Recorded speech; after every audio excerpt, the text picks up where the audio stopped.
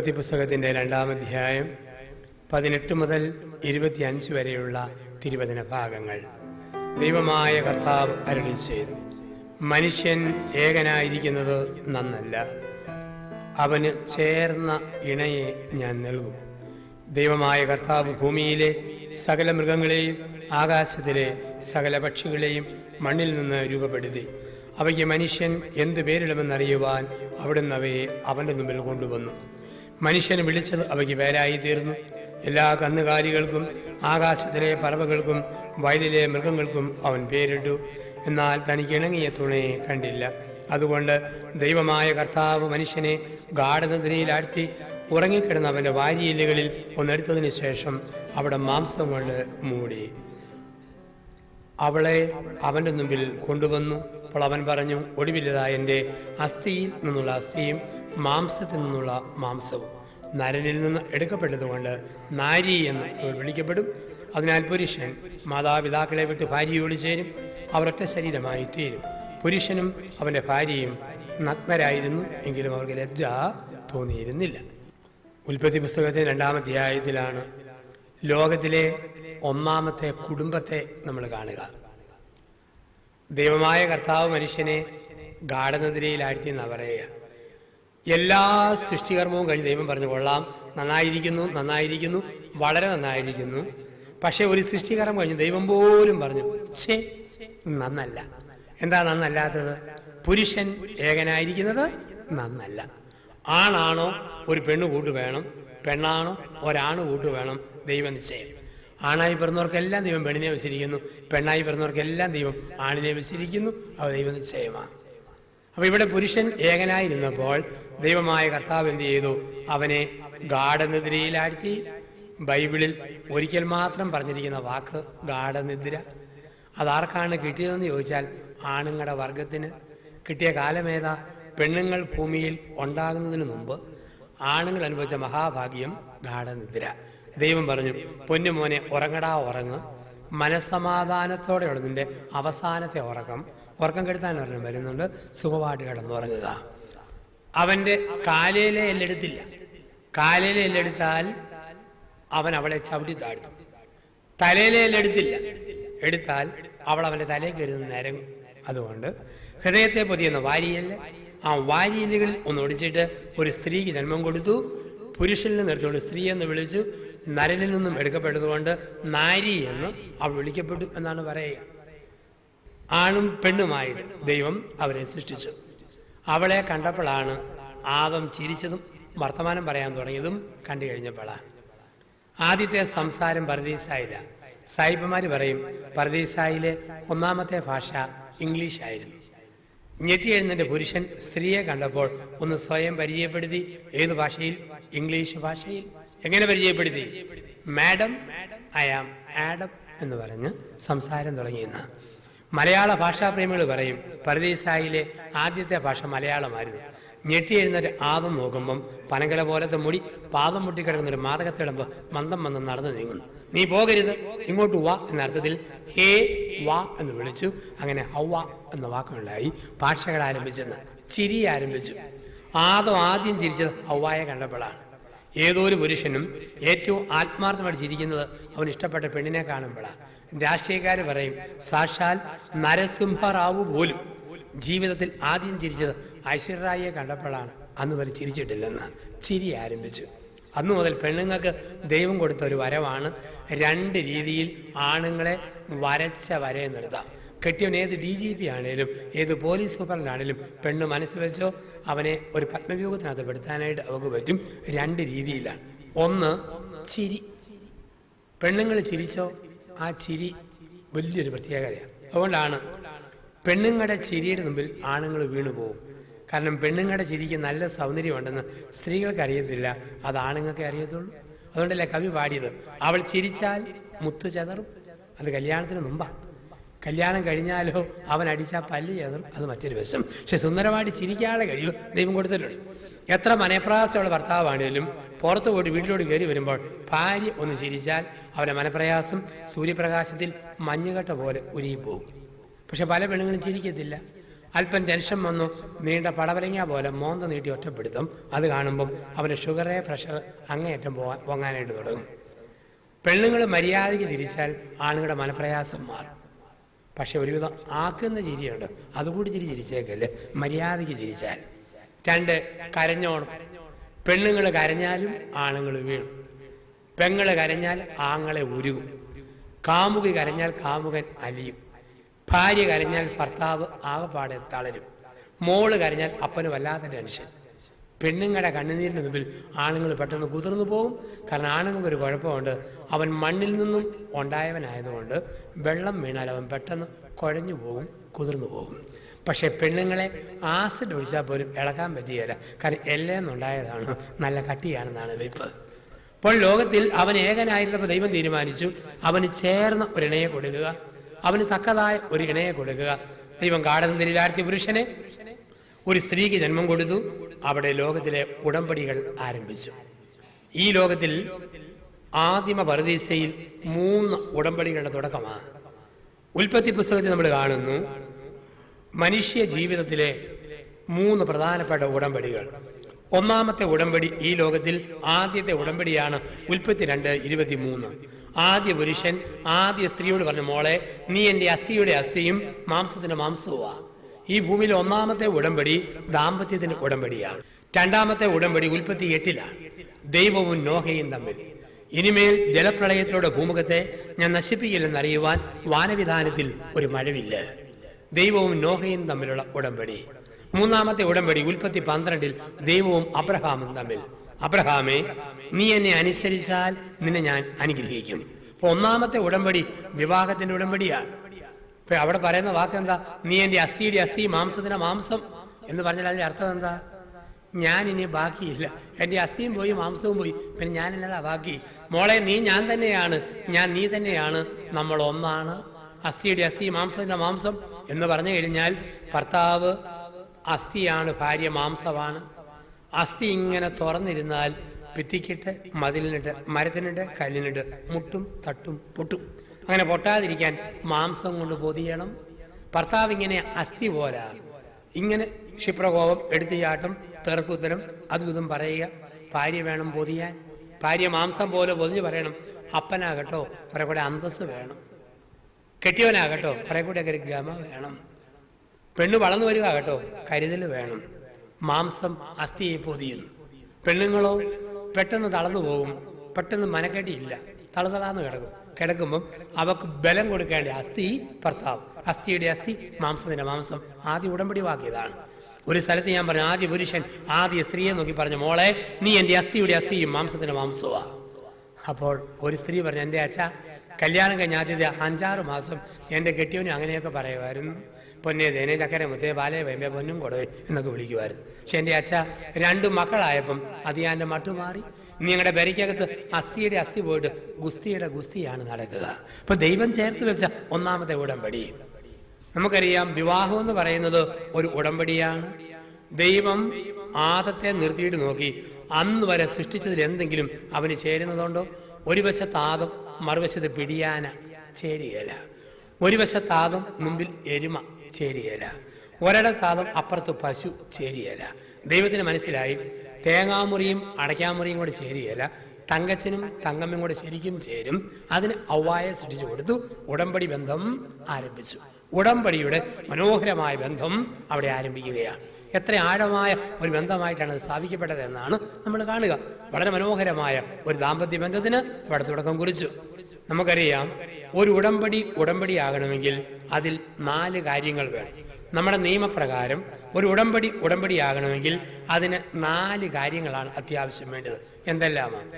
1 നൽകൽ, 2 സ്വീകരിക്കൽ, 3 നിയമസാധുത, 4 പരസ്പരം പ്രയോജനകരം. ഇത് 4 ഉണ്ടെങ്കിലേ ഒരു നിയമമായിട്ട് മാറും. നൽകൽ, സ്വീകരിക്കൽ, നിയമസാധുത, പരസ്പരം പ്രയോജനകരം. വിവാഹം ഉടമ്പടിയാണ്. ഇതിൽ 4 ഉണ്ട്. ഭർത്താവ് സ്വയം ഭാര്യയ്ക്ക് നൽകുന്നു, ഭാര്യ സ്വയം ഭർത്താവിന് നൽകുന്നു. ഭർത്താവ് ഭാര്യയെ സ്വീകരിക്കുന്നു, ഭാര്യ ഭർത്താവിനെ സ്വീകരിക്കുന്നു. അംഗീകരിക്കപ്പെട്ട വിവാഹത്തിന് നിയമസാധുത. പരസ്പരം പ്രയോജനകരം. കുഞ്ഞുങ്ങൾ, വീട്, കുടുംബം ഒന്നിച്ചൊരു ഭവനം പണിയുന്നു. അപ്പോൾ ഇത് ഉടമ്പടി തന്നെയാണ്. ഉടമ്പടി സ്ഥാപിക്കുമ്പോൾ ചില ഉറപ്പ് ആവശ്യമാണ്. അതുകൊണ്ടല്ലേ യോഹന്നാന്റെ സുവിശേഷം 21-ാം അധ്യായത്തിൽ ശിരസായ മിശിഹ തന്റെ മണവാട്ടിയായ സഭയെ പത്രോസിനെ ഏൽപ്പിക്കുന്ന ഭാഗമുണ്ട്. 3 പ്രാവശ്യം ചോദിച്ചുറപ്പിച്ചിട്ടാണ് പത്രോസിനെ തന്റെ സഭയെ ഏൽപ്പിക്കുക. 3 പ്രാവശ്യം ചോദിച്ചുറപ്പിച്ചു. ആദ്യത്തെ ചോദ്യം ഇതാണ്: പത്രോസെ, നീ ഇവരെക്കാൾ അധികമായി സ്നേഹിക്കുന്നു? ഉപകർത്താവ് വീണ്ടും ചോദിച്ചു. എന്നിട്ടാണ് സഭയെ ഏൽപ്പിച്ചത്. ഇതുപോലെയാണ് വിവാഹം. ഒരു സ്ത്രീയെ പുരുഷനെ ഏൽപ്പിക്കുമ്പോൾ, ഒരു പുരുഷനെ സ്ത്രീയുടെ കയ്യിൽ ഏൽപ്പിക്കുമ്പോൾ 3 പ്രാവശ്യം ചോദിച്ചുറപ്പിച്ചില്ലേ? ആദ്യത്തെ ചോദ്യം എന്നായിരുന്നു? ചെറുക്കനെ കണ്ടപ്പോൾ, പെണ്ണിനെ കണ്ടപ്പോൾ ഉള്ളിൻ്റെ ഉള്ളറകളിൽ ഒന്നാമത്തെ ചോദ്യം: പൊന്നുമോനെ പാപ്പച്ച, ലോകത്ത് ഒരുപാട് പെണ്ണുങ്ങളെ നീ കാണാൻ സാധ്യതയുണ്ട്, എങ്കിലും അതിലൊക്കെ ഉപരിയായിട്ട് ഈ ഉണക്കപ്പാമ്പാട് പോലെ വളഞ്ഞിരിക്കുന്ന ഏലിയാമയെ നീ സ്നേഹിക്കുന്നു. ഉപകർത്താവെ. ഏലിയാമേ നീയോ? ഉപകർത്താവെ. അവളും പറഞ്ഞു. ബോധ്യം പോരാ. 3 ആഴ്ച കഴിഞ്ഞു ഒത്തുകല്യാണം. അന്ന് 2ാമത്തെ ചോദ്യം: പാപ്പച്ച, പണ്ട് പറഞ്ഞതിന് മാറ്റമുണ്ടോ? ഇല്ല കർത്താവെ. എടി, നിനക്ക് മാറ്റമുണ്ടോ? ഇല്ല കർത്താവെ, ഒട്ടുമില്ല. ഇതെല്ലാം കഴിഞ്ഞു കല്യാണത്തിൻ്റെ അന്ന് 100 പേരെ അകമ്പടി, സമൂഹം മുഴുവൻ നോക്കി നിൽക്കുന്നു. അച്ഛന്മാര്, ജനങ്ങൾ. അവിടെ വെച്ച് അവസാന ചോദ്യം ചോദിച്ചു. അന്നെന്ന് പറഞ്ഞാൽ കശാപ്പുകാരൻ പോത്തിനെ കൊല്ലാൻ, കുശിനിക്കാരൻ പൊറോട്ട അടിക്കാൻ, ക്യാമറക്കാരൻ അനങ്ങാത്ത പടം, വീഡിയോക്കാരൻ ആടുന്ന പടം, വെളുപ്പിനെ ചൂട്ടും കത്തിച്ച് പെണ്ണിനെ വിളിച്ചുകൊണ്ട് പോകാൻ ബ്യൂട്ടി പാർലറുകാരി. ഇതെല്ലാം കഴിഞ്ഞ് അന്ന് ചോദിക്കുകയാണ്: പൊന്നുമോനെ പാപ്പച്ച, അങ്ങനെയൊക്കെ പറഞ്ഞാലും നീ ഒരുപാട് പെണ്ണുങ്ങൾ ഇനി കാണാൻ പോവുക കല്യാണം കഴിഞ്ഞ്. ഐശ്വര്യ റായ്, സുസ്മിതാ സെൻ, വിശ്വസുന്ദരികൾ, താരജോഡികൾ, ഈ സീരിയൽ നടിമാർ, ഒരുപാട് പേരെ കാണും. അതിലൊക്കെ ഉപരിയായിട്ട് ഈ ഏലിയാമയെ നീ സ്നേഹിക്കുന്നു. ഉപകർത്താവെ. മോളെ, നീയും കാണും ക്രിക്കറ്റ് താരങ്ങൾ, ഫുട്ബോൾ സ്റ്റാറുകൾ, മിനിമം തുണി കൊടുക്കുന്ന പരസ്യക്കാർ, പിള്ളേർ, വലിയ ബോക്സിംഗ് ചാമ്പ്യന്മാർ, ഗുസ്തി വീര്യമുള്ളവന്മാർ ഒക്കെ കാണും. ഇതൊക്കെ ഉപരിയായിട്ട് ഈ മെലിഞ്ഞിരിക്കുന്ന പാപ്പച്ചനെ നീ സ്നേഹിക്കുന്നു. ഉപകർത്താവെ സ്നേഹിക്കുന്നു. 3 പ്രാവശ്യം ചോദിച്ചു ഉറപ്പിച്ചു, കവതാശികമായി സ്ഥാപിച്ചു വിവാഹം. അപ്പോൾ ഓർക്കുക, വിവാഹത്തിന് പള്ളിയിൽ വെച്ച് പാപ്പച്ചൻ പെണ്ണമ്മയുടെ കയ്യിലല്ല പിടിച്ചത്, പിന്നെയോ ഈശോമിശിഹായുടെ കയ്യിലാണ്. പെണ്ണമ്മ പിടിച്ചത് പാപ്പച്ചൻ്റെ കയ്യിലല്ല, കർത്താവിൻ്റെ കയ്യിലാണ്. അതുകൊണ്ടല്ലേ നമ്മൾ പറയുക, നമ്മുടെ വികാരിയച്ഛൻ്റെ ഇവിടെ വിശുദ്ധ കുർബാന അർപ്പിച്ചിട്ട് വിശുദ്ധ കുർബാന കുസ്തോദിക്കകത്തെടുത്ത് സക്രാരിയിൽ പൂട്ടി സൂക്ഷിക്കുന്നു. അങ്ങനെ പൂട്ടി സൂക്ഷിക്കുമ്പോൾ ബെനഡിക്ട് 16-ാമൻ മാർപ്പാപ്പ ഈ പള്ളി കാണാൻ വരുന്നു. കാരണം ഒരു പള്ളിയുടെ മുമ്പിൽ 3 കുരിശുപള്ളിയുള്ള ലോകത്തിലെ ഏക സ്ഥലമാണിത്. അപ്പം ഇത് കാണാൻ വേണ്ടി വരിക. അപ്പം അങ്ങനെ വന്നിട്ട് ബെനഡിക്ട് 16-ാമൻ മാർപ്പാപ്പ വന്നിട്ട് ഇതെല്ലാം കണ്ടു. ആ കൂട്ടത്തിൽ മാർപ്പാപ്പ പള്ളിയിലോട് കയറി വന്നിട്ട് സക്രാരി തുറന്ന് ഈ തിരുവോസ്തി മുഴുവൻ ഒരു വെള്ളത്തുണിയിൽ കുടഞ്ഞിട്ടിട്ട് മാർപ്പാപ്പ പറയുകയാണ്: സാധാരണ അച്ഛനായ ജോണിയച്ഛൻ സ്ഥാപിച്ച വിശുദ്ധ കുർബാന മാർപ്പാപ്പയായി ഞാൻ പറയുന്നു, കുർബാനയല്ല. ബെനഡിക്ട് 16-ാമൻ മാർപ്പാപ്പ 101 പ്രാവശ്യം പറഞ്ഞാലും ഈ കുർബാന അല്ലാതാക്കാൻ പറ്റിയല്ല, ഒരിക്കൽ സ്ഥാപിക്കപ്പെട്ടത്. ഇതുപോലെ നിയമസാധുതയോട് ഒരിക്കൽ വഞ്ചനയല്ലാതെ ആത്മാർത്ഥതയോടെ സ്ഥാപിച്ച വിവാഹമെന്ന കൂദാശ ഒരു കുടുംബ കോടതിക്കും ഒരു സഭാ കോടതിക്കും കൂദാശ അല്ലാതാക്കാൻ പറ്റിയല്ല. നിയമപരമായിട്ട് മാറി താമസിച്ചോ പിരിഞ്ഞോ എന്നൊക്കെ പറയാം, പക്ഷെ തമ്പുരാന് മുമ്പിൽ രണ്ടാക്കാൻ പറ്റില്ല. കാരണം ദൈവം യോജിപ്പിച്ചത് മനുഷ്യന് വേർപെടുത്താൻ പറ്റില്ല. കൗദാശികമായിട്ട് അപ്പം ആ ഒരു ചിന്ത നമ്മുടെ മനസ്സിലേക്ക് നമ്മൾ കൊണ്ടുവരികയാണ്. ഇപ്പം ദൈവം ഒരുമിപ്പിച്ച് ചേർത്തു. ഇനി വെള്ളപ്പാണ്ട് പിടിച്ചാലും വസൂരിക്കുത്ത് വീണാലും തളർന്നു പോയാലും ഭ്രാന്ത് പിടിച്ചാലും കുടിയനാണേലും മയക്കുമരുന്ന് അടിമയായി പോയാലും ഒരിക്കൽ സ്വീകരിച്ചോ പിന്നെ ഉപേക്ഷിക്കാൻ പറ്റില്ല. കാരണം കൗദാശികമായ ദൈവം ഒരുമിപ്പിച്ച സ്നേഹത്തിന്റെ കൂദാശ വിവാഹമെന്ന കൂദാശ. അപ്പം അങ്ങനെയുള്ള വിവാഹമെന്ന് പറയുന്ന ആ ജീവിതാന്തസ്സിലൂടെയൊക്കെ കടന്നു പോകുമ്പോൾ ഓർമ്മിക്കുക എന്താണ് വിവാഹം എന്നുള്ളത്. വിവാഹത്തെക്കുറിച്ചുള്ള ചിന്തകളിലൂടെ കടന്നു പോകുമ്പോൾ നമ്മുടെ മനസ്സിലേക്ക് കടന്നു വരേണ്ട ചിന്ത എഫേസ്യസ് ലേഖനം 5-ാം അധ്യായത്തിൽ 22 മുതലുള്ള വാക്യങ്ങളിൽ പറയുന്നു: പുരുഷൻ മാതാപിതാക്കളെ വിട്ട് ഭാര്യയോട് ചേരും, സ്ത്രീ മാതാപിതാക്കളെ വിട്ട് ഭർത്താവിനോട് ചേരും. വിട്ടേച്ചു പോകുന്ന ഏക ജീവിതം കല്യാണം. ഞങ്ങൾ വീട്ടിൽ 2 മക്കളെ ഉള്ളൂ, ഞാനും എൻ്റെ ചേട്ടൻ പെണ്ണ് കെട്ടിയ ആൾ, ഞാൻ കല്യാണം കഴിക്കാത്ത ആൾ. ചേട്ടൻ കല്യാണം കഴിച്ചപ്പോൾ മാതാപിതാക്കളെ വിട്ടു, ഭാര്യയോട് ചേർന്നു. ഞാൻ ലോകത്ത് എവിടെ പോയാലും ഞാൻ ഇതുവരെ അവരെ വിട്ടിട്ടില്ല. എൻ്റെ ഉള്ളിൽ അവരുണ്ട്. കാരണം അവരെക്കാൾ കൂടിയവരാരും എൻ്റെ ജീവിതത്തിലേക്ക് കടന്നു വന്നിട്ടില്ല. ഈ വിട്ടേച്ച് പോകുന്നതുകൊണ്ട് ആണുങ്ങൾ കെട്ടുമ്പം വിറയ്ക്കുന്ന കാണാം, പെണ്ണുങ്ങളെ കെട്ടിക്കുമ്പം വേർക്കുന്ന കാണാം. വിട്ടേച്ചുള്ള പോക്ക്. പട്ടാളക്കാരനാണെങ്കിൽ പോലും തോക്ക് പിടിക്കുമ്പം വിറയ്ക്കാത്ത കൈ, താലി പിടിക്കുമ്പം വിറയ്ക്കുന്ന കാണാം. കാരണം പട്ടാളക്കാരന് പോലും അറിയാം രണ്ടാം ലോകമഹായുദ്ധം സഹിക്കാം. ഇന്നു മുതൽ തുടങ്ങാൻ പോകുന്ന ഈ മൂന്നാം ലോകമഹായുദ്ധം അവൻ്റെ ശക്തിക്കപ്പുറം. കുറേ നാളുകൾക്ക് മുമ്പ് എൻ്റെ സുഹൃത്തായ കണക്കധ്യാപകനെ ഞാൻ കെട്ടിച്ചു. അവൻ കെട്ടിയത് ഇംഗ്ലീഷ് പഠിപ്പിക്കുന്ന ടീച്ചറെയാണ്. ചൂരൽ വടി കുലുക്കി വരപ്പിച്ച് പിള്ളേരെ അടിച്ചു പഠിപ്പിക്കുന്ന സാറ്. ഞാൻ നോക്കുമ്പം ചൂരലിൻ്റെ നാരിൻ്റെ പകുതിയുടെ പതി കട്ടിയില്ലാത്ത ചീപ്പ് നൂലിൽ കെട്ടുതാലി ഓർത്ത് ഇവിടെ പെടലിയുടെ പുറകെ കെട്ടുമ്പം അവൻ്റെ കൈ ഇങ്ങനെ കെലികലാന്ന് വിറയ്ക്കുന്നു. അവസാനം ചിത്രശലഭം തേൻ കുടിക്കാൻ വേണ്ടി പൂവിൻ്റെ മണ്ടേ കൂടെ പറക്കുന്ന പോലെ കൈ തെന്നി പോകുന്നു. കഷ്ടപ്പെട്ട് കെട്ടി ഒപ്പിച്ച് ഇവൻ യാത്രയായി. പിറ്റേ തിങ്കളാഴ്ച ഇവനും ഭാര്യയും കൂടെ ഒരു കേക്കും കൊണ്ട് എന്നെ കാണാൻ വന്നു. ഞാൻ മുറി കയറ്റി കേക്ക് ആശീർവദിച്ച് മുറിച്ച് പ്രാർത്ഥിച്ച് 2 ചെറിയ കഷ്ണം അവർക്കും കൊടുത്തു. തമ്മിൽ മുഴുത്ത കഷ്ണം ഞാനും എടുത്തു. ബാക്കി അലമാരി വെച്ച് കൂട്ടി. ഇവരിറങ്ങി പോകുമ്പോൾ 2 പേരും നെറ്റിയെ കുരിശ് വരച്ചു. ഇവൻ്റെ തോളെ തേടി ഞാൻ പറഞ്ഞു, എടാ പേടിത്തുണ്ടാ കണക്കത്തിയാവുക, എന്നാ വിറയാടാ വിറച്ചത്. സ്വന്തമായിട്ടൊരു പെണ്ണിനെ കിട്ടുമ്പം കുറെ കട ധൈര്യമല്ലേ വരേണ്ടത്. അവൻ പറഞ്ഞു, ആഹാ അച്ഛാ അത് വിറയാണെന്നാണോ അച്ഛൻ ഓർത്തെ? ഞാൻ പറഞ്ഞു, കൈ കിടന്നിങ്ങനെ തുള്ളുന്ന വിറയല്ലാതെ വേറെ വല്ലതുമാണോ? പറഞ്ഞു, പൊന്നച്ചാ അത് വിറച്ചതല്ല, പിള്ളകളിയാണോ? സഭയിലെ ഗൗരവമുള്ള ഒരു കൂദാശയുടെ സ്വീകരണമല്ലേ, വിറച്ചതല്ല അച്ഛാ. പിന്നെയോ പരിശുദ്ധാത്മാവിൻ്റെ ആഗമനമാണ്. ഇപ്പം പുരുഷൻ മാതാപിതാക്കളെ വിട്ട് ഭാര്യയോട് ചേരും, സ്ത്രീ മാതാപിതാക്കളെ വിട്ട് ഭർത്താവിനോട് ചേരും. വിട്ടേച്ചു പോകുന്ന ലോകത്തിലെ ഒരു ജീവിതക്രമമാ ദാമ്പത്യം എന്ന് പറയുക. അപ്പം അവിടെയുള്ള ആ ക്രമത്തിൽ മനസ്സിലേക്ക് കൊണ്ടുവരേണ്ട ചിന്ത, ഇന്ന് നമ്മുടെ ഇടയിൽ പല കൂട്ടം കുടുംബങ്ങളുണ്ട്. അതിലേതിൽ പെടും നമ്മുടെ വീടെന്ന് ഒന്ന് ചിന്തിക്കുക. ഇന്ന് ക്രൈസ്തവ സമൂഹത്തിൽ കേരളത്തിൽ 10 കൂട്ടം കുടുംബങ്ങളുണ്ട്. 8 എണ്ണം തെറ്റായ കുടുംബങ്ങൾ, 2 എണ്ണം ശരിയായ കുടുംബങ്ങൾ. നമ്മുടെ കുടുംബങ്ങൾ പലപ്പോഴും ഈ തെറ്റിന്റെ പട്ടികയിൽപ്പെട്ട 8ൽ പെടും. ഒരു വാർഷിക ധ്യാനം എന്നൊക്കെ പറയുന്നത്, നമ്മുടെ ധ്യാന ചിന്ത എന്നൊക്കെ പറയുന്നത് തെറ്റിൽപ്പെട്ട കുടുംബത്തെ ശരിയുടെ ദിശയിലേക്ക് തിരിച്ചു വിടാനുള്ള ഒരു വെല്ലുവിളിയാണ്. ഏതെല്ലാമാണ് നമ്മുടെ കുടുംബങ്ങൾ? 1, കുടുംബം ഒരു ബാർ ഹോട്ടൽ, ഒരു മദ്യഷാപ്പ്. എലിക്കുളത്തും പരിസരത്തും ഒക്കെയുള്ള നമ്മുടെ ചില കുടുംബങ്ങളൊക്കെ ബാർ ഹോട്ടലുകളാണ്. ബാർ ഹോട്ടൽ എന്ന് പറഞ്ഞാൽ എന്തിനും ഏതിനും ലഹരി വിളമ്പുക. ഒരു കെട്ടിടം എന്തിനു വേണ്ടി ഉപയോഗിക്കുന്നോ അതനുസരിച്ച് അതിൻ്റെ പേര് മാറും. നമുക്കറിയാമല്ലോ, ഓരോന്നിൻ്റെയും പേര് മാറുന്നത് സ്ഥലം വെച്ച. രോമം തലയിലുണ്ടായാൽ അത് മുടി, രോമം കണ്ണിന് മുകളിൽ വന്നാൽ അത് പുരികം, ചുണ്ടിന് മുകളിൽ വന്നാൽ മീശ, താഴോട്ട് വന്നാൽ ദീക്ഷ. ഒരേ സാധനം തന്നെ പല പേരിൽ അറിയപ്പെടും.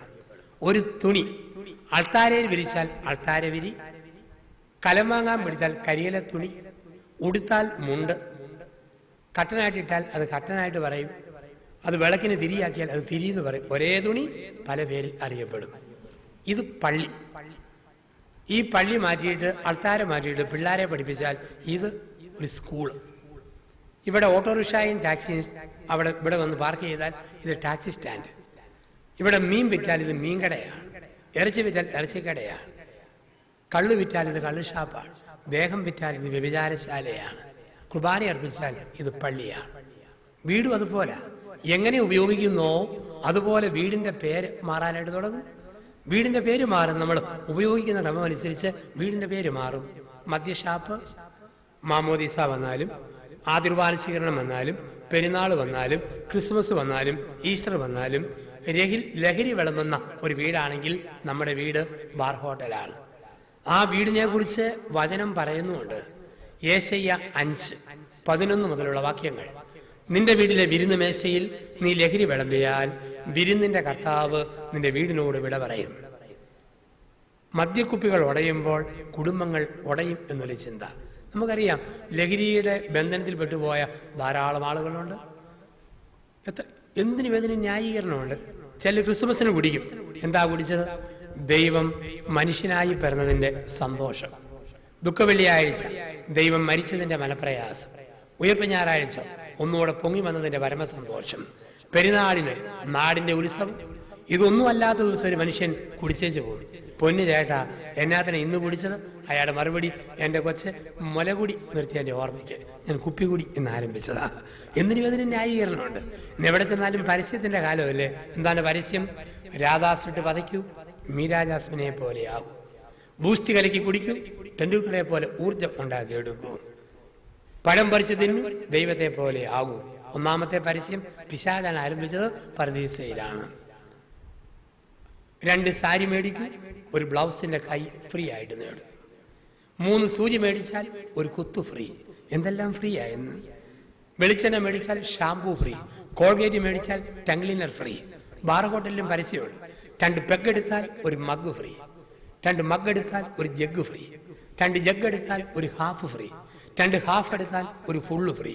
2 ഫുൾ എടുത്താൽ ഒരു പെട്ടി ഫ്രീ. അത് ചേർത്തെടുത്താൽ റീത്ത് ഫ്രീ.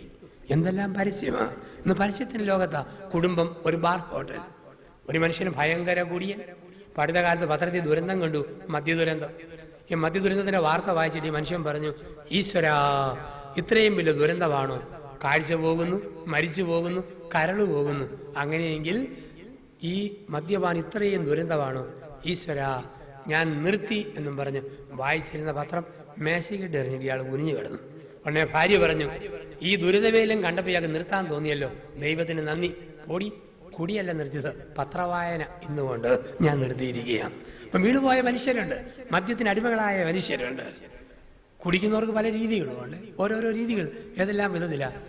കഴിഞ്ഞ ഓണത്തിന്റെ കാലഘട്ടത്തിൽ ഞാൻ ഇങ്ങനെ ധ്യാനിപ്പിച്ച് നടന്നപ്പോൾ പല കൂട്ടം കള്ളച്ചാരായങ്ങൾ പ്ലാസ്റ്റിക് കടലാസിനകത്ത് പാക്ക് ചെയ്ത് വിൽക്കുന്നത് കണ്ടു. കുറേ എണ്ണം വരെ എണ്ണി. ചിലതിൻ്റെയൊക്കെ പേര് ഓർമ്മയിലാണ്. ഒരെണ്ണത്തിന്റെ പേര് ഓടയ മറിയം, 2 മണവാട്ടി, 3 പുല്ലുപെറുക്കി, 4 പോസ്റ്റേക്കേറി, 5 പോസ്റ്റ്മാൻ, 6 മിസിഹ. 6 കൂട്ടം കള്ളച്ചാരായത്തിന്റെ പേര് വരെ ഞാൻ കാണാപ്പാടം പഠിച്ചു വെച്ചിട്ടുണ്ട്. ഓടയമറിയം എന്ന് പറയുന്ന കള്ളച്ചാരായത്തിന്റെ 2 കവിള് കുടിച്ചാൽ മതി. കുടിച്ചയാള് അടുത്തുള്ള ഓടയിലോട്ട് മറിഞ്ഞു വീഴും, എഴുന്നേറ്റ് പോകാൻ പാട്. ഓടയമറിയം. മണവാട്ടി അല്പം കുടിച്ചാൽ പിന്നെ ഭയങ്കര നാണം, കൈ ഇങ്ങനെ തിരുമ്മിക്കൊണ്ട് നിൽക്കും. പുല്ലുപെറുക്കി അല്പം കുടിച്ചാൽ മുറ്റത്ത് കുത്തിയിരുന്ന വെട്ടം വീഴുന്നവരെ കുടിച്ച കക്ഷി സകലമാന പുല്ലും പറിച്ചുകൊണ്ടിരിക്കും. പോസ്റ്റേ കയറി അല്പം കുടിക്കുന്നയാള് പേര, ചാമ്പ, കപ്പളം, മരത്തെ മുഴുവൻ കയറ്റത്തോട് കയറ്റം, ഇറക്കത്തോട് ഇറക്കും. ഇതുപോലെ പോസ്റ്റ്മാൻ അല്പം കുടിച്ചയാൾ ഭൂമിയിലുള്ള എല്ലാ വീടുകളെയും കറങ്ങിക്കൊണ്ടിരിക്കും. സ്വന്തം വീട് മാത്രമേ എവിടാന്ന് യാതൊരു പിടിയുമില്ല. മിസിഹ 2 പെഗ് അടിച്ചാൽ മതി. അടിക്കുമ്പം കണ്ണടച്ചോ, പിന്നെ 3-ാം പൊക്കവേ കണ്ണു തുറക്കാൻ പറ്റത്തുള്ളൂ. ഇന്നും തിന്മയുടെ ബന്ധനങ്ങളുണ്ട്. ചാണ്ടിച്ചേട്ടൻ എന്ന് പറയുന്ന ആള് ഷാപ്പിൽ ചെന്ന് കുടിച്ചു. ചാണ്ടിച്ചേട്ടൻ പൂസായി ആടാൻ തുടങ്ങി. 8-9 സഹകുടിയന്മാർ ഒപ്പം നിന്ന് ആടി. ആടി ഇവർ വീട്ടിലേക്ക് വരിക. വീട് എവിടാന്നൊരു പിടിയുമില്ല. അവസാനം വീടിന്റെ മുറ്റത്തെത്തി. ഒരുത്തൻ ചെന്ന് കോളിംഗ് ബെൽ അടിച്ചു. ഭാര്യ ചോദിച്ചു, ആരാ? അയാൾ പറഞ്ഞു, ഞങ്ങൾ ചാണ്ടിയം കൊണ്ട് വന്നതാ. അവിടെ എങ്ങാനും ചാണ്ടിയേച്ച് പൊക്കോളാൻ പറഞ്ഞു. കാരണം കുടിക്കുന്ന കെട്ടിയവനെ കൊണ്ടുവരുന്നവരോട് ഭാര്യയ്ക്ക് അറപ്പാണ്, വെറുപ്പാണ്. 5 മിനിറ്റ് കഴിഞ്ഞിട്ടും ഭാര്യ വരുന്നില്ല. ഇവൻ പിന്നെയും കോളിംഗ് ബെൽ അടിച്ചു. ആരാന്നല്ലേ ചോദിച്ചത്? ഞങ്ങൾ ചാണ്ടിയം കൊണ്ട് വന്നാന്ന് പറഞ്ഞില്ലേ, നിർത്തിയിട്ട് പോകാനല്ലേ പറഞ്ഞത്? അപ്പോൾ അവന്റെ മറുപടി, പൊന്നു പെങ്ങളെ, പുറത്തോട്ടൊന്ന് ഇറങ്ങി വന്ന് ഞങ്ങളിൽ ആരാ ചാണ്ടിയിൽ നിന്ന് കാണിച്ചു തരാമോ? ഇതാണ് അവസ്ഥ. അപ്പൊ കുടുംബം ഒരു ബാർ ഹോട്ടൽ, കുടുംബം ഒരു മദ്യഷാപ്പ്. ചില കുടുംബങ്ങൾ. 2 കുടുംബം ഒരു കശാപ്പ് കട. ചില കുടുംബങ്ങൾ കശാപ്പ് കടകളാണ്.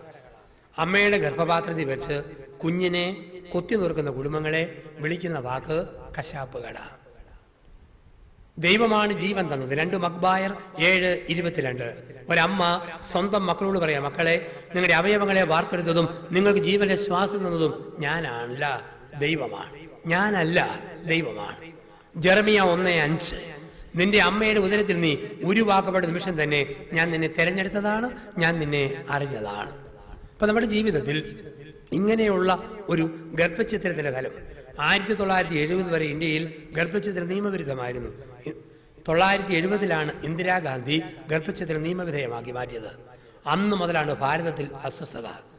പഞ്ചാബ്, കാശ്മീർ, നക്സൽ പ്രസ്ഥാനങ്ങൾ, സിംഹള തമിഴ് പോലീസ് സംഘടനകൾ, ഒരു പ്രധാനമന്ത്രി, 2 മക്കൾ വയറ് തകർന്ന് ഉദരം പടന്ന് മരിച്ചത് ചരിത്രത്തിന്റെ ഭാഗമാണ്. അപ്പൊ അതുകൊണ്ടാണ് നമ്മൾ പറയുക, ഇതൊരു മാരകമായ പാപം. സഭ പഠിപ്പിക്കുന്നു, ഗർഭചിത്രത്തിന് വഴങ്ങുന്ന സ്ത്രീയും പ്രേരിപ്പിക്കുന്ന ഡോക്ടറും നടത്തുന്ന ഡോക്ടറും സഹായിക്കുന്ന നേഴ്സും നിർബന്ധിക്കുന്ന ഭർത്താവുമെല്ലാം ദൈവത്തിന്റെ കോടതിയിൽ കൊലപാതകത്തിന് ചോദ്യം ചെയ്യപ്പെടുമെന്ന്. ഒരു കുറ്റബോധത്തിന് വേണ്ടിയല്ല. അങ്ങനെ വല്ലതും സംഭവിച്ചെങ്കിൽ തമ്പുരാനോട് മാപ്പ് ചോദിക്കുക. ദൈവത്തിനുമുമ്പാകെ നമ്മൾ ക്ഷമ ചോദിക്കുക. അതൊരു തിന്മയാണ്, മനസ്സിൽ തിരിച്ചറിയുക. ആ കുടുംബത്തിൽ ജീവിക്കുന്ന മക്കൾക്ക് ഒരനുഗ്രഹത്തിൻ്റെ കുറവുണ്ടാകും എന്നാണ് സൂചിപ്പിക്കുക. അപ്പോൾ 1, കുടുംബം ഒരു ബാർ ഹോട്ടൽ. 2, ഒരു കൊലക്കളം, കശാപ്പ് കട. 3, കുടുംബം ഒരു സിനിമാ തിയേറ്റർ. ചില കുടുംബങ്ങൾ സിനിമാ തിയേറ്ററുകളാണ്. ടൈം കിട്ടുമ്പോഴൊക്കെ CD കാസറ്റ് ഇട്ട് ഇങ്ങനെ പടം കണ്ടുകൊണ്ടിരിക്കുക.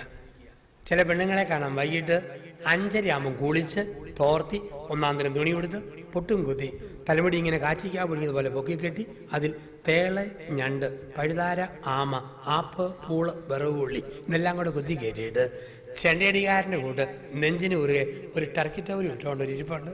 കാരണം 6 മണി മുതൽ ഒരുപാട് കണ്ണുനീര് വീണ് കുതിരാനുള്ള നെഞ്ചാണിത്. ഏഷ്യാനെറ്റ് കണ്ണുനീര്, കൈരളി കണ്ണുനീര്, സൂര്യ കണ്ണുനീര്, ഒത്തിരി കണ്ണുനീര്. ഒരു മനുഷ്യൻ പറഞ്ഞു, എൻ്റെ അച്ഛ, എൻ്റെ ഭാര്യ TV കാണാൻ വരുന്നത് വടക്കൻ വീരഗാഥയിലെ പോലെ തുണി കൊടുത്തുകൊണ്ടാണ്. ടർക്കി ടവൽ നെഞ്ചിന് ചെയ്ത് കയറ്റി കൊടുത്ത് ദേഹത്ത് മുഴുവൻ സോപ്പും തേച്ച് അവൾ വന്ന് TV കാണാനിരിക്കും. ഞാൻ ചോദിച്ചു, അതെന്നാ ചേട്ടാന്ന് ചോദിച്ചു. പരസ്യം വരുമ്പോൾ വെള്ളമൊഴിക്കാൻ പോയാൽ മതിയല്ലോ, അത്രയും സമയം ലാഭിക്കാൻ വേണ്ടിയിട്ടാണ്. കുടുംബം ഒരു സിനിമാ തിയേറ്റർ. ഒരിക്കലും പള്ളിയിൽ ധ്യാനിപ്പിച്ചപ്പോൾ ഒരു കൊച്ചു കുട്ടിയോട് ഞാൻ ചോദിച്ചു, മോനെ നിങ്ങളുടെ വീട്ടിലെ സന്ധ്യാപ്രാർത്ഥന എങ്ങനെയാണ്? അവൻ പറഞ്ഞു, അച്ഛാ ഞങ്ങളുടെ വീട്ടിലെ പ്രാർത്ഥന ഒരു പ്രത്യേക രീതിയിലാണ്. ഞാൻ വെച്ചാൽ എങ്ങനെ? അവൻ പറഞ്ഞു, അച്ഛാ ഞങ്ങളുടെ വീട്ടിലെ പ്രാർത്ഥന ഞങ്ങൾ കൊന്ത ചെല്ലുമ്പം രഹസ്യം പരസ്യം, പരസ്യം രഹസ്യം, രഹസ്യം പരസ്യം, പരസ്യം രഹസ്യം, ഞങ്ങൾ അങ്ങനെ ചെല്ലുക. അതെന്നാടാ?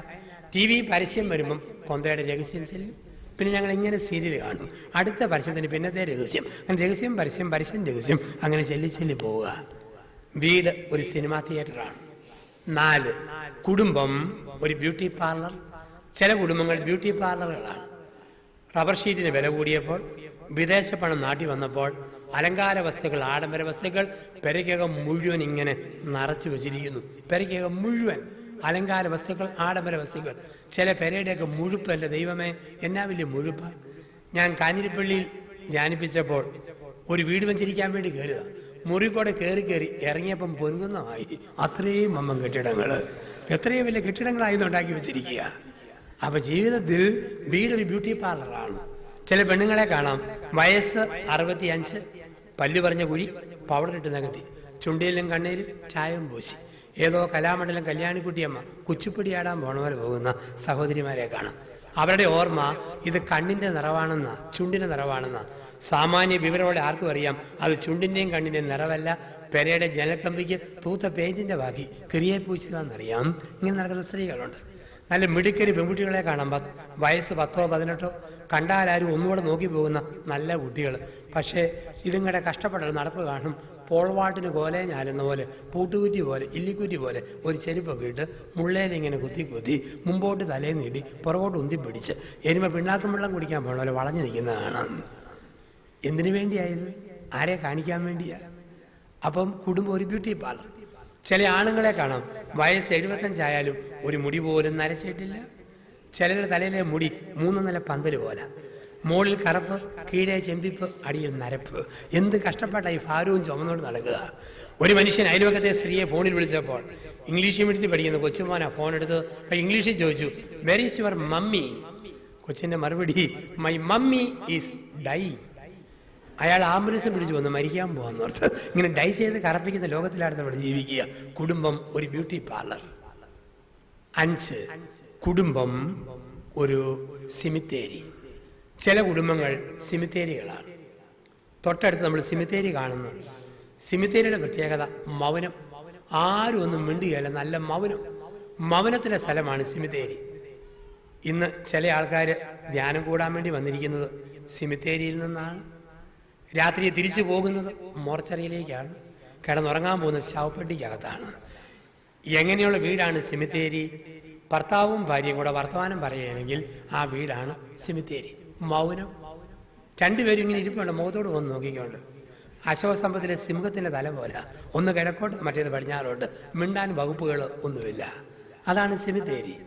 ഒരു സ്ഥലത്ത് ധ്യാനിപ്പിച്ചപ്പോൾ ഞാൻ പറഞ്ഞു, നല്ല ഭർത്താവ് ഉറങ്ങാൻ പോകുന്നതിന് മുമ്പ് ഭാര്യയെ ഒരുമിച്ചിരുന്ന് 15 മിനിറ്റ് മുട്ടി ഉരുമി കൊച്ചു വർത്താനം പറഞ്ഞിട്ടേ കിടക്കാൻ പോകാം. ഭാര്യ പറഞ്ഞു, എൻ്റെ അച്ഛ 5 മിനിറ്റ് മതി. കല്യാണം കഴിഞ്ഞിട്ട് വർഷം 15 ആയി. ഈ മനുഷ്യൻ 2 മിനിറ്റ് പോലും മിണ്ടുകയില്ല. ആകെപ്പാടെ മിണ്ടുന്നത് സന്ധ്യയാകുമ്പം 3 അടിയുടെ കാര്യം പറയും, വേറെ ഒന്നും പറയത്തില്ല. 3 അടിയുടെ കാര്യം. ഞാൻ വെച്ചാൽ എന്താ? സന്ധ്യയാകുമ്പം പറയും, 1 കുരിശ് വരയ്ക്കടി, 2 കഞ്ഞി വിളമ്പടി, 3 പാ വിരിക്കടി. ഈ 3 അടിയേ ഉള്ളൂ, വേറെ സംസാരങ്ങളേ ഇല്ല. ചില കുടുംബത്തിലെ സംസാര വിഷയം കാലാവസ്ഥയാണ്. ഒരു മഴക്കാർ ഇങ്ങനെ കാണുന്നുണ്ട്, വഞ്ചിമലയിൽ നിന്ന് ഇങ്ങനെ വന്നിട്ട് മിക്കവാറും പൂവരണി പോയി അത് പെയ്യുമായിരിക്കും. ചില പറയും എന്തൊരു ഈയല, വല്ലാത്ത പാറ്റ, ഒടുക്കത്തെ മൂട്ട, എന്തൊരു കൊതുക്. ജീവജാലങ്ങളെയും കാലാവസ്ഥയും സൃഷ്ടിച്ച ദൈവത്തിന് 1000 നന്ദി. അല്ലെങ്കിൽ പല ദമ്പതിമാരും വിഷയദാരിദ്ര്യം കൊണ്ട് മരിച്ചു പോകുമായിരുന്നു. സ്ത്രീകളൊരു കാര്യം ഓർത്തോണം, എത്ര അരിശം വന്നാലും ഭർത്താവിനോട് മിണ്ടാതിരിക്കരുത്. നിങ്ങളുടെ കെട്ടിയവനെ വളരെ പെട്ടെന്ന് വൃദ്ധനാക്കണോ, 1 മാസം മിണ്ടാതിരുന്നാൽ മതി. അവൻ്റെ മുടി നരച്ചു തുടങ്ങും, തൊലിക്ക് ചുളിവ് വീഴും. കാരണം പെണ്ണുങ്ങൾക്ക് മിണ്ടിയിലേലും കുഴപ്പമില്ല, നിങ്ങൾക്ക് ഒറ്റയ്ക്ക് മിണ്ടാൻ ധാരാളം വകുപ്പുകളുണ്ട്. ഒന്നുമല്ലെങ്കിൽ കോഴിയേലും വിളിക്കാം, കോഴി ബാ ബാ ബാ ബാന്ന് വിളിച്ചു വിട്ട് നിൽക്കാം. ആണുങ്ങൾക്ക് വിളിക്കാൻ പറ്റും, അയൽവക്കത്തെ സ്ത്രീയെ നോക്കി നീ ഇങ്ങോട്ട് ബാ ബാന്ന് വിളിക്കാനായിട്ട് പറ്റും. അപ്പോൾ സംസാരം വളരെ പ്രധാനപ്പെട്ടതാണ്. ദമ്പതികൾ സംസാരിക്കുമ്പോൾ കുടുംബത്തിനകത്ത് തന്നെ ഒരു ഐശ്വര്യവും അനുഗ്രഹവും ഒക്കെ ഉണ്ട്. വർത്തമാനം പറയുമ്പോഴല്ലേ സമാധാനം, ഇല്ലെങ്കിൽ എന്തൊരു ബുദ്ധിമുട്ടാണ്. ഒരു കുടുംബത്തിൽ 75 വയസ്സുള്ള ഭർത്താവ്, 72കാരി ഭാര്യ. ഭർത്താവ് പെട്ടെന്ന് അങ്ങോട്ട് അരിശപ്പെടും, പക്ഷെ പെട്ടെന്ന് തണുക്കും. ഭാര്യ അങ്ങനെ അരിശപ്പെടുത്തില്ല. ഒരിക്കൽ പിണങ്ങിയാൽ പിന്നെ അവൾ സക്കറിയാടെ ഗോത്രത്തിൽപ്പെട്ടവളാ. 10 മാസം കഴിഞ്ഞാലേ വാ പൊളിക്കത്തുള്ളൂ, അത്രയ്ക്കും വാശിക്കാരി. ഒരു ദിവസം 1ഉം 2ഉം പറഞ്ഞ് ബഹളമൊക്കെ മൂതു. ഈ സ്ത്രീ അങ്ങ് പിണങ്ങി വാ പൂട്ടി. സന്ധിയായി മിണ്ടുന്നില്ല. ഭർത്താവ് അള്ളി നോക്കി, നുള്ളി നോക്കി, കിള്ളി നോക്കി, പിടിച്ച് കുലിക്ക് നോക്കി, ഒരനക്കവും ഇല്ല. 2ാം ദിവസം വീട്ടിൽ എന്തോ സാധനം കാണാതെ പോയി. ഭർത്താവ് തപ്പാൻ തുടങ്ങി. 3 ദിവസം തപ്പിയിട്ടും സാധനം കിട്ടുന്നില്ല. അവസാനം മടുത്ത ഭാര്യ ചോദിച്ചു, എന്നതാ കളവാ നിങ്ങളെ കാണാതെ പോയെന്ന് ചോദിച്ചു. ഉടനെ കെട്ടിയപ്പോൾ എൻ്റെ സമാധാനമായി, കിട്ടിപ്പോയി. 3 ദിവസമായിട്ട് നിന്റെ സ്വരം എവിടെ പോയെന്ന് ഞാൻ തപ്പിക്കൊണ്ടിരിക്കുകയായിരുന്നു, ഇപ്പോഴാണ് കണ്ടു കിട്ടിയത്. വർത്തമാനം പറയാത്ത കുടുംബമാണ് സെമിത്തേരി എന്ന് പറയുക, ശ്മശാനം. 6 കുടുംബം ഒരു നരകം. ചില കുടുംബങ്ങൾ നരകങ്ങളാണ്. എങ്ങനെയുള്ള കുടുംബമാണ് നരകം? ഭർത്താവും ഭാര്യയും കൂടെ എപ്പോഴും വഴക്കുള്ള വീട് നരകം. സ്നേഹമാണോ സ്വർഗം? വഴക്കുള്ള വീട്ടിലോട്ടൊരു ഭാര്യയ്ക്ക് തിരിച്ച് കയറി ചെല്ലാൻ തോന്നുകയില്ല. വഴക്കുള്ള കുടുംബത്തിലേക്ക് തിരിച്ചു ചെല്ലാൻ ഭർത്താവിന് തോന്നുകയില്ല. പറ്റുന്നിടത്തോളം സമയം കടത്തിനേലും മറ്റും ഇരുന്ന് സമയം ചെലവഴിക്കുന്ന ആണുങ്ങൾ വീട്ടിൽ വഴക്കായിട്ട് സ്നേഹമാണെങ്കിൽ നേരത്തെ വീട്ടിൽ പോയേനെ. പെണ്ണുങ്ങൾ പള്ളിയിൽ കഴിഞ്ഞാലും പോകാതെ വർത്തമാനം പറഞ്ഞ് റോഡിലൊക്കെ നിൽക്കുന്നത്, പോകുമ്പോൾ ഒരു രസമില്ല. അവിടെ നരകമാണ്, വഴക്കോട് വഴക്ക്. സ്നേഹിക്കുന്ന കുടുംബമാണ് സ്വർഗം. ഒരു വീട്ടിൽ ഭർത്താവും ഭാര്യയും. ഭർത്താവ് സ്കൂളിലെ അധ്യാപകനാണ്.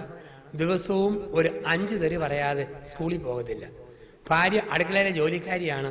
ഒരു 3 എണ്ണം കേൾക്കാതെ അടുപ്പ് തീ കത്തിക്കത്തില്ല. അത് വീട്ടിലെ അവസ്ഥ. ഒരു ദിവസം രാവിലെ ഏതാണ്ടൊക്കെ ചീത്തയും പറഞ്ഞ് 9:30 ഇയാൾ സ്കൂളിൽ പോയി. വൈകുന്നേരം 4:30 തിരിച്ചു വരേണ്ടത്. ഭാര്യ ഒറ്റയ്ക്ക് തെറിയും പറഞ്ഞ് അടുപ്പ് തീ കത്തിക്കാൻ തുടങ്ങി. അന്ന് ഉച്ച കഴിഞ്ഞ് 3 മണിയായപ്പോൾ ഭർത്താവ് വന്നു. ഭാര്യ ചോദിച്ചു, താൻ എന്നാട് അവധി എടുത്തുകൊണ്ട് വഴക്കുണ്ടാക്കാൻ നേരത്തെ എഴുന്നള്ളിരിക്കുകയാണ്. ഉടനെ കെട്ടിയവൻ പറഞ്ഞു, അല്ലടി ഞാനും ഹെഡ്മാസ്റ്ററും കൂടെ 1 പറഞ്ഞു 2 പറഞ്ഞു കൊത്തിക്കയറി കമ്പ് കോർത്തു. അരിശം വന്ന ഹെഡ്മാസ്റ്റർ എന്നോട് പറയുക, താൻ വല്ല നരകത്തിലോട്ടും പോടൂ. ഞാൻ നേരെ ഇങ്ങോട്ട് തന്നെ പോകുന്നടി, വേറെ എങ്ങോട്ട് പോകാനായിട്ടാണ്. നരകത്തിലെ കഥാപാത്രങ്ങൾ ആരൊക്കെയാ? കാലൻ, പിശാച്, ശവങ്ങൾ. ഇതാണ് നരകത്തിലെ കഥാപാത്രങ്ങൾ. ഭാര്യ ഭർത്താവിനെ വിളിക്കും, കണ്ണിച്ചോരില്ലാത്ത കാലൻ, പോകുന്ന പോക്ക് കണ്ടില്ലേ? ഭർത്താവ് ഭാര്യയെ വിളിക്കും, വൃത്തിയില്ലാത്ത മുതുപിശാച്, പെരയ്ക്കാൻ കിടക്കുന്ന കിടപ്പ് കണ്ടില്ലേ? മക്കളെ നോക്കി പറയും, അയൽപക്കത്തെ പിള്ളേർ മിടുക്കർ. ഈ വീട്ടിൽ 3 ശവങ്ങൾ.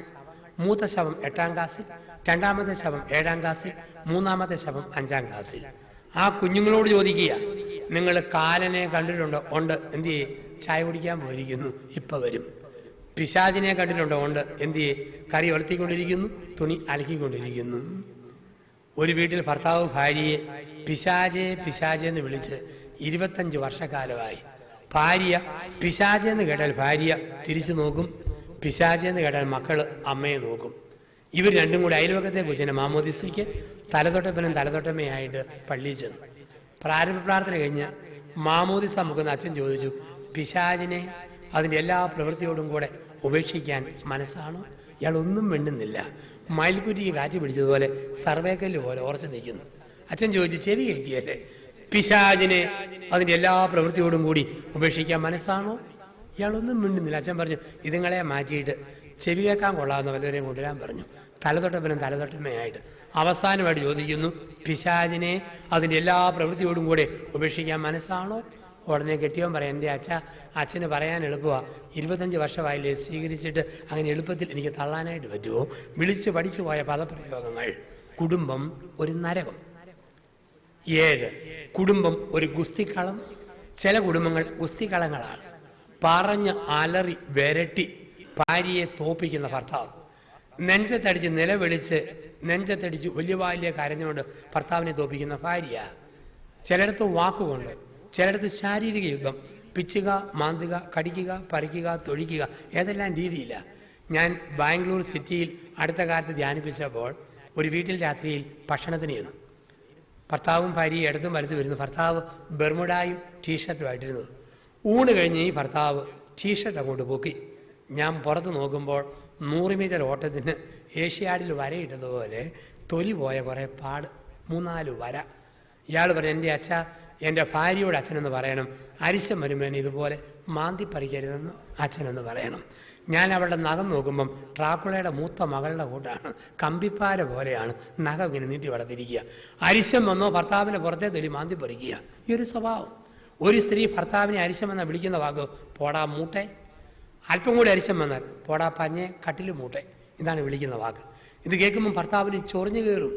ഒരു ദിവസം അരിശം വന്ന ഭാര്യ പറഞ്ഞു, പോടാ മൂട്ടെ, ഇനി നീ എന്നെ വിളിച്ചാൽ പിശാച് നിന്നെ ഞാൻ ചവിട്ടി കൊല്ലുന്നു പറഞ്ഞു. പോടാ പഞ്ഞെ കട്ടിൽ മൂട്ടെ, നിനക്ക് എന്നെ എടുക്കാൻ പറ്റുമെന്ന് ചോദിച്ചു. അരിശം വന്ന ഭർത്താവ് തലയ്ക്കിട്ടൊരു കുത്ത്, തൊണ്ടയ്ക്കൊരു ഞെക്ക്. അവൾ തുമ്മാനും ചീറ്റാനും ചുമയ്ക്കാനും തുടങ്ങി. എന്നാലും വിട്ടുകൊടുക്കുകയല്ല, മൂക്കിക്കൂടെ വിളിച്ചു, മൂട്ടാ മൂട്ടാ മൂട്ടാ മൂട്ടാ മൂട്ടാ. അരിശം എന്ന കെട്ടിയവൻ തലപിടുക്കത്തെ പിടിച്ച് വലിച്ചു കൊണ്ടുവന്ന് വാട്ടർ ടാങ്കിലെ വെള്ളത്തിൽ മുക്കി. വെള്ളത്തിൽ മുങ്ങി അവളുടെ മൂക്കിൽ നിന്നും വായിന്നും കൊമള ചാടാൻ തുടങ്ങി. എന്നാലും വിട്ടുകൊടുക്കുകയല്ല, വിളിക്കാൻ പറ്റിയല്ലോ. അവൾ വെള്ളത്തിൽ മുങ്ങിക്കിടന്ന് കുനിഞ്ഞു കിടന്നുകൊണ്ട് 2 കൈയും പൊക്കിയിട്ട് മൂട്ടെ കൊല്ലുക, ഇനി വിളിക്കാൻ പറ്റുമോ? ഇപ്പം കുടുംബം ഒരു ഗുസ്തിക്കളം. 8 കുടുംബം ഒരു ചന്ത. ചില കുടുംബങ്ങൾ ചന്ത പോലെയാണ്. വൃത്തിയില്ല, മെനയില്ല. ചന്തയിലെ വർത്തമാനം. ഭാര്യയെ തെറി വിളിക്കുന്ന ഭർത്താവ്, ഭർത്താവിനെ തിരിച്ചു വിളിക്കുന്ന ഭാര്യ, മക്കളെ ചീത്ത വിളിക്കുന്ന മാതാപിതാക്കൾ, ഒപ്പം പരിക്കവും ഒക്കെ വലിച്ചു വാരിയിട്ടിരിക്കുന്നു. ചില വീടിന് ചെല്ലുമ്പോഴേ അറിയാം, പിശാച് ഈമ്പിയ പെമ്പർനോത്തിയാണ് കുടുംബനാഥ. വീടിൻ്റെ വരാന്തയിൽ കോഴിക്കാഷ്ടം ടൺ കണക്കിന് അട്ടിയിട്ട് വെച്ചിരിക്കുന്നു. പെരയ്ക്കകത്ത് കയറി ചെന്നപ്പോൾ ചക്കയരക്കും ചുക്കിലി വലയും തോരണം പോലെ ഞാന്ന് കിടക്കുന്നു. ഊട്ടുമേശയുടെ പുറത്ത് ബ്ലൗസ് ഊരി കുത്തപ്പിനാറ് പോലെ പൊക്കി വെച്ചിരിക്കുന്നു. കട്ടിന് കീഴെ സാരി ചുരുട്ടി തിരിക പോലെ മടക്കി വെച്ചിരിക്കുന്നു. എന്തോ വേവിച്ച പാത്രം ടാപ്പിന് കീഴെ കുതിരാനിട്ടിരിക്കുക. സന്ധ്യയായി പ്രഭാതമായി 5-ാം ദിവസം, ഇനിയും കുതിർന്ന് തീർന്നിട്ടില്ല. ഒരു ഗ്ലാസ് വെള്ളം പോലും കുടിക്കാൻ പറ്റിയല്ല. എല്ലാ ഗ്ലാസ്സിലും മത്തിയുടെ ഉളുമ്പ്, അയലയുടെ മണം, ഇറച്ചി വെള്ളത്തിൻ്റെ നാറ്റം, ഓക്കാനിച്ചിട്ട് മേല. 2007-ലെയും 2008-ലെയും കലണ്ടർ ഒരു നാണമില്ലാതെ ഭിത്തിയാൽ അതുപോലെ തൂങ്ങിക്കിടക്കുന്നു. ഇതുവരെ മാറ്റിയിട്ടില്ല. ടൈം പീസും ക്ലോക്കും നിര്യാതരായിട്ട് ദിവസങ്ങൾ കഴിഞ്ഞു. ബാറ്ററി മാറ്റിയിട്ടില്ല, കീ കൊടുക്കാൻ പറ്റിയിട്ടുമില്ല. മുറിക്കകത്ത് ചെന്നപ്പോഴത്തേക്ക് ചില പെരയ്ക്കകത്ത് കീറത്തുണി, പീറത്തുണി, കൈക്കിലെ തുണി, കരികില തുണി, പഴന്തുണി, ഇതെല്ലാം കിടക്കുക. അച്ഛൻ വീട് വെഞ്ചരിച്ചുകൊണ്ടിരിക്കുക. കുടുംബനാഥയ്ക്ക് നാണക്കേട്. അച്ഛൻ കണ്ട മോശമല്ലേ? കുടുംബത്തിൻ്റെ നാഥ റോക്കറ്റ് പോലെ ഓടിയിട്ട് ബെഡ്ഷീറ്റ് ഇത് മൂടി മൂടി പോവുക. എനിക്ക് പൊക്കി പൊക്കി വെഞ്ചരിക്കാൻ പറ്റുമോ? അവസാനത്തെ മുറിച്ച് നോക്കുമ്പം എല്ലാം കൂടെ കൂമ്പാരം കൂട്ടി കട്ടിലയിലിട്ടിട്ട് മൂടിയിരിക്കുന്നു. കണ്ടാൽ കുതിരപ്പുറം പോലെ ഇങ്ങനെ പൊങ്ങി നിൽപ്പുണ്ട്. ഞാൻ ചോദിച്ചതെന്നാ പെങ്ങളെ, മോട്ടോർ സൈക്കിൾ കട്ടിലേക്ക് കയറ്റി മൂടി വെച്ചിരിക്കുകയാണ്. വൃത്തിയും മെനയില്ലാത്ത പെണ്ണുങ്ങൾ. ആണുങ്ങളുണ്ട് കൂടിയ ടൈപ്പ്. ചില ആണുങ്ങൾ എഴുന്നേറ്റ് പോകുന്ന കട്ടിൽ കണ്ടാൽ രാവിലെ ഈശോമിശിയുടെ കല്ലറ പോലെ ലുങ്കി പറിച്ച് കാൽക്കലും പുതപ്പി ഉരുട്ടി തലയ്ക്കലും വെച്ചിട്ടുണ്ട്. പിന്നെ ഭാര്യയുടെ കയ്യിൽ നിന്നും ബെഡ്ക്ക് കാപ്പി എന്ന ബെഡ് കോപ്പി മേടിച്ച് കുടിച്ചിട്ട് തൊട്ടടുത്തുള്ള ചായക്കടയിൽ ചെന്ന് ഏതോ അപ്പാപ്പൻ്റെ ഉണക്കസഞ്ചി പിഴിഞ്ഞ പൂളവെള്ളം, വാട്ട ചായ അത് അടിച്ചു കയറ്റും. പിന്നെ വളിച്ച ദോശ, പുളിച്ച സാമ്പാർ, ഇതെല്ലാം കൂടെ അടിച്ചു കയറ്റി ഒരു ഉത്തരവാദിത്വം ഇല്ലാതെ വെറുതെ സമയം കളയുന്നവരോട്. അവിടെയാണ് കുടുംബം ഒരു ചന്ത. ചിട്ടയില്ല, ക്രമവുമില്ല. പിന്നെ ചന്തയിലെ സംസാരങ്ങളും വർത്തമാനത്തിലൊക്കെ വരുന്നു. ഒരു കുടുംബത്തിൽ അപ്പൻ എപ്പോഴും പറയുന്ന വാക്ക് അരിശം വന്നാൽ കോപ്പ്, കിഴങ്ങ്, മാട, കോട, വാട, പോട, ഈ വാക്കാണ്. അപ്പൻ്റെ 6 വയസ്സുള്ള മോൻ ഇത് കേട്ട് കേട്ട് പഠിച്ചു. അവൻ ഗുണനപ്പട്ടിക പോലെ ഇത് പറഞ്ഞു പഠിച്ചു. കോപ്പയ, കിഴങ്ങ്, മാട, കോട, ഓക്കൻ, മറ്റോൻ, മറിച്ചോൻ, വന്നോൻ, ഈ വാക്ക് പറഞ്ഞു പഠിച്ചു. ഇടവപ്പള്ളി പെരുന്നാൾ വന്നപ്പോൾ അപ്പൻ 100 രൂപ കൊടുത്തിട്ട് നല്ല മുഴുത്ത പ്ലാസ്റ്റിക് തീവണ്ടി ഈ മോന് മേടിച്ചു കൊടുത്തു. ആ തീവണ്ടി കിട്ടിയ പാടെ അവൻ തീവണ്ടി നേരെ നിർത്തി ചൂളം വിളിച്ചു. തീവണ്ടി പോകുന്ന ശബ്ദം കേൾപ്പിച്ചു. അവൻ പറഞ്ഞു, പ്രിയപ്പെട്ടവരെ, നമ്മുടെ തീവണ്ടി കോട്ടയത്തു നിന്നും ചങ്ങനാശ്ശേരി മാവേലിക്കര വഴി കൊല്ലത്തേക്ക് പുറപ്പെടുകയാണ്. 1-ാം നമ്പർ കമ്പാർട്ട്മെൻറ്റിൽ 2 കിഴങ്ങന്മാരും 2-ാം നമ്പർ കമ്പാർട്ട്മെൻറ്റിൽ 3 ഓക്കന്മാരും കയറിയിട്ടുണ്ട്. ഇതാ വണ്ടി പോയിക്കൊണ്ടിരിക്കുന്നു. തീവണ്ടി പോകുന്ന ശബ്ദം കേൾപ്പിച്ചു. അപ്പൻ അരിശം വന്ന് ചൊറിഞ്ഞു കയറി. ഇതാ നമ്മുടെ വണ്ടി ചങ്ങനാശ്ശേരിയിലെത്തി. 2 പൊട്ടന്മാരിറങ്ങിയപ്പം വീണ്ടും 3 കോന്തന്മാർ കയറിയിട്ടുണ്ട്. വണ്ടി കൊല്ലത്തേക്ക് പോവുക. അരിശം വന്ന് അപ്പം തീവണ്ടി എടുത്ത് ഒറ്റയേറ് 5 കഷ്ണമായിട്ട് പൊട്ടിപ്പറഞ്ഞു പോയി. ഇവൻ അരമണിക്കൂർ കുത്തിയിരുന്ന് കരഞ്ഞു. അവസാനം അപ്പൻ്റെ മനസ്സരിഞ്ഞു. അപ്പൻ ചോദിച്ചു, ഇതിനകത്തിനാണ് കുത്തിയിരുന്ന് കരയുന്നതെന്ന് ചോദിച്ചു. അപ്പം പറഞ്ഞു, അപ്പനെ തീവണ്ടി എറിഞ്ഞ് കളഞ്ഞില്ല, അതുകൊണ്ടാണ്. അപ്പം പറഞ്ഞു, അഴുക്ക് വർത്താനം പറയാതിരിക്കുകയാണെങ്കിൽ പരിഹാരമുണ്ട്, മേലിൽ നീ ചീത്തവാക്ക് പറയാതിരുന്നാൽ മതി. അവൻ സമ്മതിച്ചു. അവൻ പറഞ്ഞു, പുതിയതൊരെണ്ണം മേടിച്ച് തരാമോ? അപ്പം പറഞ്ഞു, പുത്തൻ മേടിക്കാൻ കാശില്ല, ഇത് പെറുക്കി കൊളുത്തി തരാമെന്ന് പറഞ്ഞു. അപ്പനിരുന്ന് ഇതെല്ലാം പെറുക്കി എടുത്ത് കൊളുത്തി കൊടുത്തു. അരമണിക്കൂർ കൊണ്ട് വണ്ടി വൃത്തിയാക്കി കൊടുത്തു. ഇനി മേലിൽ അഴുക്ക് വർത്താനം പറയരുത്, ഇല്ലെന്ന് പറഞ്ഞു. അവൻ നേരെ ഇരുന്നു. അപ്പം നോക്കി നിന്നു. അവൻ തീവണ്ടി നിർത്തി, ചൂളം പിടിച്ചു, വണ്ടി നീങ്ങുന്ന സ്വരം കേൾപ്പിച്ചു. അവൻ പറഞ്ഞു, പ്രിയപ്പെട്ടവരെ, നമ്മുടെ തീവണ്ടി ചങ്ങനാശ്ശേരി നിന്നും മാവേലിക്കര വഴി കൊല്ലത്തേക്ക് പുറപ്പെടുകയാണ്. ഒരു പ്രത്യേക അറിയിപ്പുണ്ട്. ഒരു മറ്റവൻ്റെ മോൻ കാരണം ട്രെയിൻ 1 മണിക്കൂർ ലേറ്റായിപ്പോയി എന്ന കാര്യം ഖേദപൂർവ്വം ഞാൻ അറിയിക്കുകയാണ്. എങ്ങനെയാണോ അപ്പൻ അമ്മ ആ ടൈപ്പായിരിക്കും മക്കളെന്ന് പറയുക. നമ്മളെങ്ങനെയാണോ അങ്ങനെയാണ് കുഞ്ഞുങ്ങൾ. ഇപ്പോൾ കുടുംബം ഒരു ചന്തയാണ്. 8 എണ്ണം അപ്പോൾ തെറ്റായ കുടുംബങ്ങൾ. ദൈവം വിളിക്കുന്നത് 9, 10 മോഡലിൽ നമ്മുടെ കുടുംബങ്ങളെ പടുത്തുയർത്താനാണ്. 9 കുടുംബം ഒരു വിദ്യാലയം. കുടുംബം ഒരു വിദ്യാലയം. മക്കൾ അവിടുത്തെ കുട്ടികൾ, പഠിച്ചുകൊണ്ടിരിക്കുന്നവർ, ഗുരുഭൂതർ അപ്പനും അമ്മയുമാണ്. രാവിലെ 7:30 പള്ളി കുർബാനയുണ്ടോ, 5 മിനിറ്റ് മുമ്പ് പള്ളിയിൽ വന്ന് മുട്ടുകുത്തി അപ്പനും അമ്മയും പ്രാർത്ഥിക്കുമ്പോൾ മക്കളത് കണ്ടുപിടിക്കും.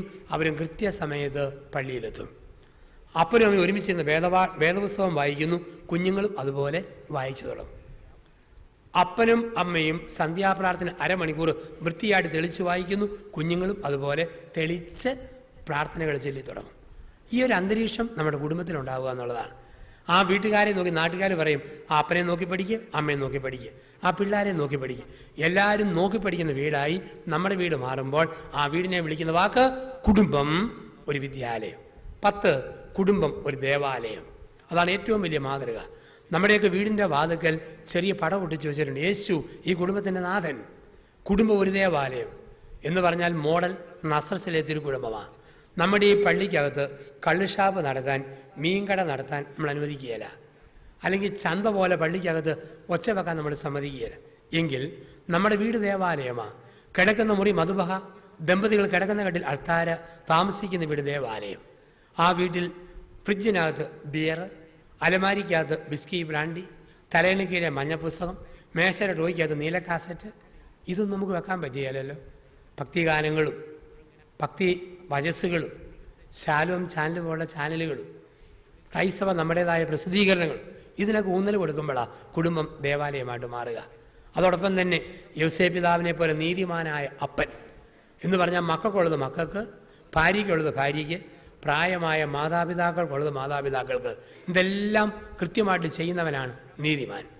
എന്ത് കേട്ടാൽ ഒരു കുറ്റവും പറയാതെ സകലതും ഹൃദയത്തിൽ സംഗ്രഹിക്കുന്ന മറിയത്തെ പോലുള്ള അമ്മ, പരിശുദ്ധ മറിയത്തെ പോലെ ഹൃദയത്തിൽ സംഗ്രഹിക്കുന്ന അമ്മ. അതുകൊണ്ടല്ലേ ഒരിക്കലും ജ്ഞാനത്തിലും പ്രായത്തിലും വിശുദ്ധിയിലും വളർന്നു വരുന്ന യേശുവിനെ പോലുള്ള മക്കൾ ഒരിക്കലും നസ്രത്തിലെ കുടുംബത്തിൽ വഴക്കുണ്ടായിട്ടില്ലല്ലോ. ഒരിക്കലുമില്ല. വഴക്കുണ്ടാക്കാനാണെങ്കിൽ ഒന്നാമതൊരു അവസരം ഉണ്ടായിരുന്നു. ലൂക്കാസ് സുവിശേഷം 2-ാം അധ്യായത്തിൽ യേശുവിന് 12 വയസ്സായപ്പോൾ അവനെ ജെറുസലേം ദേവാലയത്തിലേക്ക് കൊണ്ടുപോയി. കാരണം യഹൂദ പാരമ്പര്യപ്രകാരം 12 വയസ്സ് വരെ ഗ്രാമത്തിലെ സിനഗോഗിൽ ബൈബിൾ ഭാഗം പഠിപ്പിക്കണം ഒരു യഹൂദ ബാലനെ. 12 വയസ്സാകുമ്പോൾ അവൻ പഠിപ്പിച്ചത് ശരിയാണോ എന്നറിയാൻ വലിയ പണ്ഡിതന്മാരുള്ള ജെറുസലേം ദേവാലയത്തിൽ കൊണ്ടുചെല്ലും. അങ്ങനെ യേശുവിനെ കൊണ്ടുചെന്നു. അവരെ തോപ്പിച്ചിട്ട് യേശു അവിടുന്ന് പോരുന്നതായിട്ട് നമ്മൾ കാണുന്നുണ്ട്. അവൻ്റെ അറിവിനെ അവർ അത്ഭുതത്തോടെ നോക്കിയെന്നാണ് പറയുക. ജെറുസലേം ദേവാലയത്തിൽ നിന്ന് അന്ന് തിരിച്ചു പോരുന്ന എല്ലാവരും ആദ്യം ഇറങ്ങുന്ന ഒറ്റ വഴിക്കാണ്. ഒരു ദിവസം നടന്നു കഴിയുമ്പോഴാണ് പല വഴിയുള്ള ഒരു ദിക്കിലെത്തുക. പോകുമ്പോൾ ഏറ്റവും മുമ്പിൽ ആണുങ്ങൾ, അതിൻ്റെ പുറകിൽ പെണ്ണുങ്ങൾ, അതിൻ്റെ പുറകിൽ ആണുങ്ങൾ, അങ്ങനെ 3 ഗ്രൂപ്പായിട്ട് ഒരുമിച്ച് മുട്ടിമുട്ടി പോകും. നിയമപ്രകാരം 12 വയസ്സായി കഴിഞ്ഞാൽ ഒരു ബാലൻ യുവാവാണ്, 12-ൽ എത്തുമ്പോൾ ബാലനാണ്. യുവാവാണെങ്കിൽ ആണുങ്ങളുടെ കൂടെ പോകണം, ബാലനാണെങ്കിൽ പെണ്ണുങ്ങളുടെ കൂടെ പോകണം. മറിയം കരുതി 12 ആയല്ലോ, യൗസേപ്പിൻ്റെ കൂടെ കാണും. യൗസേപ്പ് കരുതി 12-ലല്ലേ ആയുള്ളൂ, അമ്മയുടെ കൂടെ കാണും. അങ്ങനെ കരുതിപ്പോയി. ഒരു ദിവസം നടന്നപ്പോൾ അറിയുന്നത് 2 കൂട്ടത്തിലുമില്ല. ഇന്നത്തെ കാലത്ത് പെണ്ണുങ്ങളും ആണുങ്ങളുമാണെങ്കിൽ കുടുംബ വഴക്കിന് ധാരാളം. ഭാര്യ എന്നാ പറയും, ഓക്കൻ കൊച്ചിനെ കൊണ്ടുപോകാൻ എന്നാ ഇളക്കമായിരുന്നു, എവിടെ കൂടെ കളിച്ച് തപ്പിക്കൊണ്ട് പാടൂ, തൻ്റെ അല്ലേ പണി. ആണുങ്ങൾ വിടുമോ? എടി പെറ്റാൻ മാത്രം പോരെ, പോറ്റാനും പഠിക്കണം. കൊച്ചിനെ നോട്ടം അമ്മയുടെ ഡ്യൂട്ടിയാണ്. നീ പോയി കൊണ്ടുപോവാ, ഒരു വഴക്കുമില്ല. രണ്ടുപേരും സ്നേഹത്തിലും സന്തോഷത്തിലും ദേവാലയത്തിലേക്ക് പോയി മോനെ കണ്ടു, കൊണ്ടുവന്നു എന്നാണ് പറയുക.